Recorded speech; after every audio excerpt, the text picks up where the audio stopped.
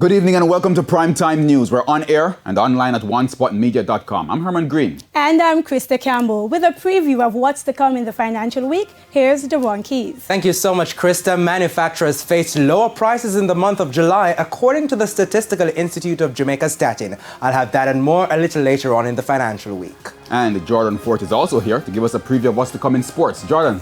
Thanks, Herman. It was an anticlimactic finish in the women's 100 meters at the Diamond League meet in Lausanne today, as neither the world champion nor Olympic champion finished the race. I'll tell you why in Primetime Sports Friday. Thanks, Jordan. There's also sports commentary, E-Prime and weather in this newscast. But before the break, the feedback question. This evening we're asking, what is your emergency response plan when you cannot locate your loved ones? Share comments online, facebook.com/Television Jamaica and tweet at TelevisionJam1. Please stay with us. Primetime News returns right after this break.